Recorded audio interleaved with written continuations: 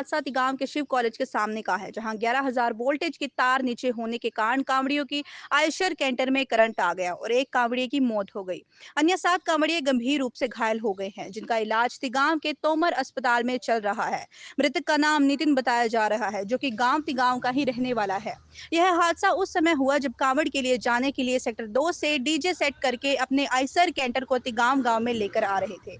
ऐसे में सुबह करीब 5:30 बजे उनकी गाड़ी शिव कॉलेज के सामने ऊपर से जा रहे हाई वोल्टेज के तारों से टकरा गई, जिसके चलते पूरी गाड़ी में करंट दौड़ गया और उसी समय गाड़ी में लगभग 20 से 25 लोग सवार थे। चश्मदीद लोगों के अनुसार ड्राइवर की सूझबूझ के कारण अन्य साथियों की जान बच गई, क्योंकि ड्राइवर ने समय रहते गाड़ी को बैक करके हाई टेंशन तार से दूर कर लिया, जिसकी वजह से अन्य साथियों की जान बच गई। वरना इस हादसे में सभी लोगों की जान जा सकती थी, क्योंकि करंट इतना तेज था कि गाड़ी के टायर तक भी जल गए।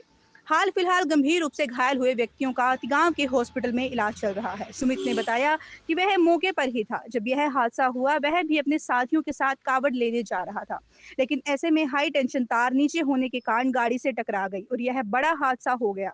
ऐसे में उन्होंने गाड़ी से कूदकर अपनी जान बचाई, लेकिन ड्राइवर की सूझबूझ के कारण अन्य साथियों की जान बच पाई। जितेंद्र कुमार ने बताया कि उनका भतीजा, जो कि इस हादसे का शिकार हुआ, उसको भी करंट लगा, जिसका उपचार अभी तोमर अस्पताल में चल रहा है। उसकी भी हालत काफी नाजुक बताई जा रही है।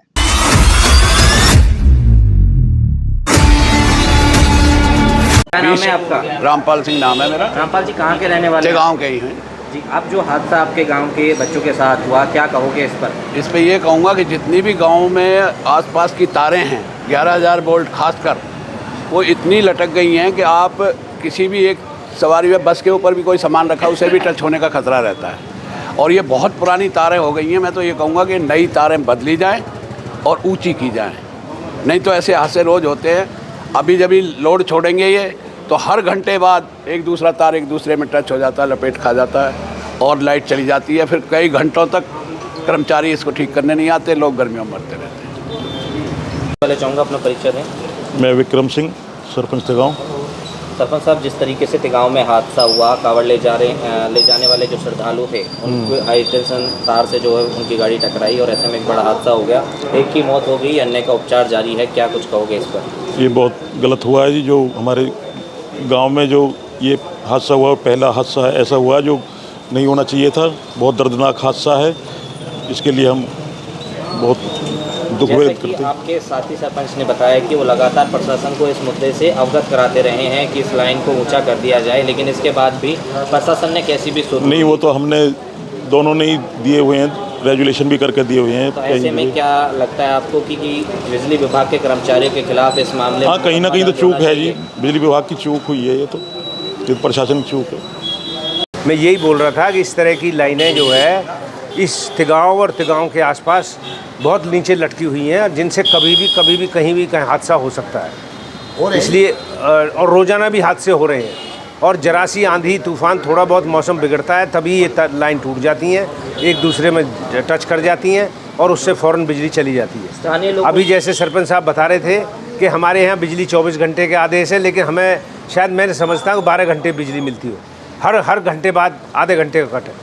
जिस तरीके से स्थानीय लोगों ने बताया कि एक जो पोल था, इलेक्ट्रिसिटी का जो पोल है, वो टूट गया था ऊपर से, लेकिन उसके बाद हाइट छोटी करके उसे वहीं से जो है दोबारा चालू कर दिया गया और साथ ही साथ सड़क भी ऊंची हो गई।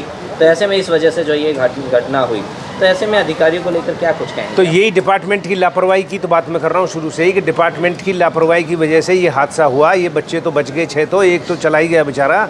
तो ये जो इंसिडेंट है, इस पर फ़ौरन ये आपने जो बात कही है, इस लापरवाही में हत्या का मुकदमा भी दर्ज होना चाहिए। मैं इस बात के लिए बिल्कुल आपकी बात को तायद करता हूँ कि ये हत्या का मुकदमा दर्ज होना चाहिए।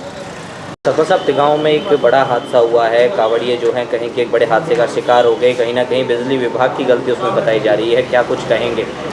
बिल्कुल, ये मैंने कई बार बिजली विभाग को बोला भी है। मैंने एसडीओ को सुबह कॉल किया है और जेई का बिल्कुल भी स्विच ऑफ पड़ा हुआ है, और जो लाइनमैन है मैंने उसको भी फ़ोन किया है। मैंने कई बार लेटर भी लिख के दिया हुआ है हर बिजली विभाग को कि लाइनें बहुत नीची हैं, सारे जंपर लूज हुए पड़े हैं। जो आपकी गवर्नमेंट यहाँ 24 घंटा बिजली दे रही है, उसके बाद इनकी कमियों के कारण बिजली भी बहुत कम आ रही है। अभी बच्चे जा रहे थे कांवर लेने के लिए, कांवर जाने के लिए लाइनें इतनी नीची है। अभी मैंने जाकर खुद मुआयना किया है कि रोड से मुश्किल से 10 से 12 फुट ऊंची लाइन है, जिससे कि वहाँ से जो 4 व्हीलर आ रहा था, उस 4 व्हीलर के डैक में वो तार टच हुआ है। उस तार टच होने से पूरे 4 व्हीलर में उसमें करंट आया है, करंट आने से 10 बच्चे यहाँ हाल से में पड़े हुए हैं। एक बच्चे की सर्वोदय में डेथ हो चुकी है, मैं जाके वहाँ देख के आया हूँ।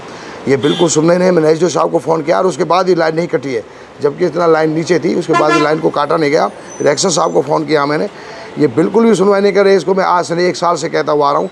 आप इधर जाके देख लीजिए, सारी लाइनें बिल्कुल नीचे टूटी पड़ी हैं, बिल्कुल नीचे जर्जर लाइनें हैं। तो क्या इस मामले में हत्या का मामला प्रशासन के खिलाफ दर्ज होना चाहिए?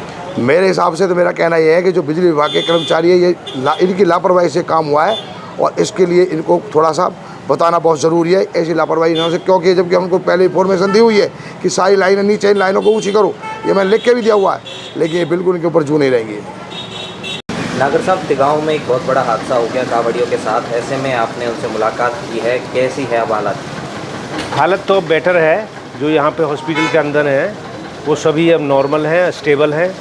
डॉक्टर से मेरी बात हुई है, वो कह रहे हैं अभी सब ठीक है, लेकिन इनको रेस्ट की ज़रूरत है और कुछ देर में वो बिल्कुल ही ठीक हो जाएंगे। लेकिन ये जो इंसिडेंट हुआ, इसमें इलेक्ट्रिक विभाग की भी जिम्मेवारी बनती है।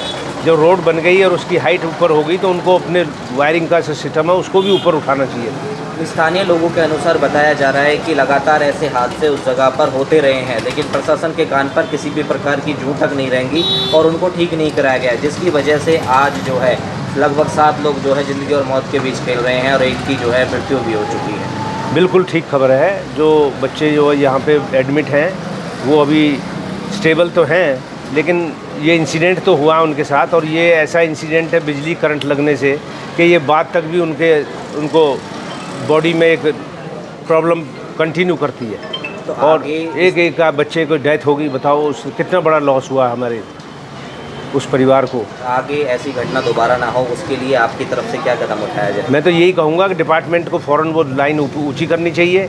जितनी हाइट नीचे से सड़क की बढ़ी है उसी हिसाब से उसकी हाइट भी बढ़नी चाहिए। और भी कई जगह नीचे तार हैं। भी आपका? जितेंद्र कुमार। जितेंद्र जी, क्या वारदात हुई यहाँ पर? वारदात ये हुई जी, हमारे बच्चे कावड़ लेने के लिए डीजे के लिए बल्लमगढ़ जा रहे थे और लाइन नीचे होने की वजह से उन बच्चों को करंट लगा है बहुत ज़्यादा। उसमें से एक हमारे भतीजा है जो उसकी मृत्यु हो चुकी है।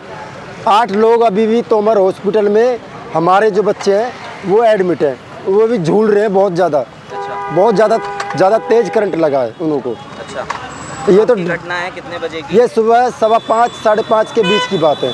अच्छा, जी आपका? ये तार नीचे आपका नाम क्या है जी? सुमित।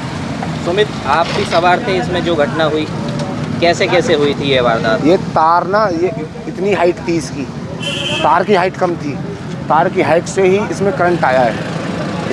इसमें लगा है, इस बॉक्सों में, बॉक्स से करंट नीचे आया है। कितने लोग सवार थे आप उस समय? उस समय 20 के करीब सवार थे। 20 के करीब। तो कितने लोग अब घायल हैं? 8-10 घायल हैं, एक की आप मौत खुद भी उसमें मौके पर थे? मौके पर था।